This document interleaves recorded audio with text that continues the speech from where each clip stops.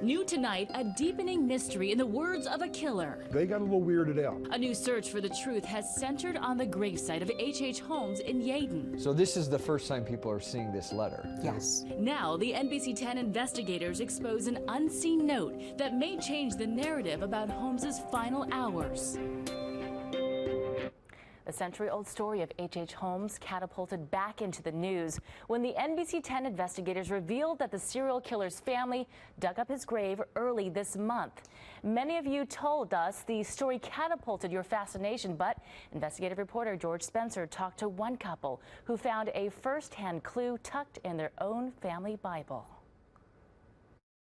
The Bible was in a box I was going through. Claire Finelli was cleaning out her mother's old books when she stumbled on this well-worn Bible. We just assumed that, it was an interesting Bible. But as her son read the newspapers stuffed inside, she came across this inscription, a note signed with the distinctive signature of H.H. Holmes, America's first serial killer.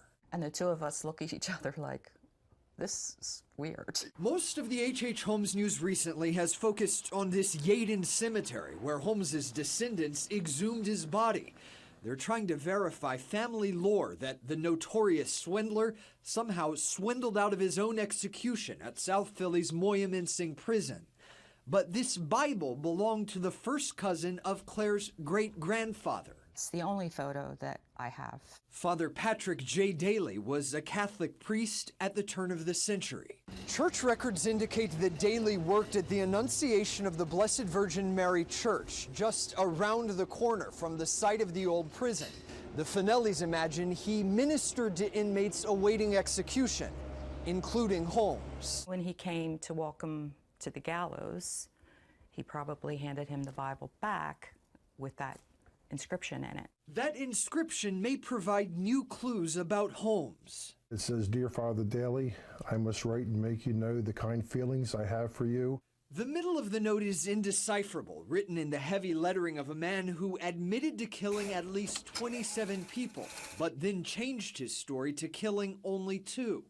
It concludes with this: I need your prayers after my death with all my heart. H.H. Holmes, May 7th, 1896. The day of his execution. Yes. Holmes was widely regarded as remorseless, but the Finellis believe the handwritten letter reveals something unexpected. That letter kind of turns around and says, wait a minute, the 11th hour, he was remorseful, and he asked for forgiveness. This artifact is definitely an important true crime artifact. Filmmaker and Holmes expert John Borowski is confident that the inscription was written by Holmes, but he doubts the serial killer was truly reformed. At that point, on the day of your execution, isn't it a little too late to ask for forgiveness or your soul to be reprieved from eternal damnation when you basically killed men, women, and children? The Finellis are left with an unexpected artifact from one of the country's most famous mysteries, and a sense that Father Daly situated them on the right side of history. I'll say I'm glad I'm related on this side rather than the other side. For the investigators, George Spencer, NBC 10 News.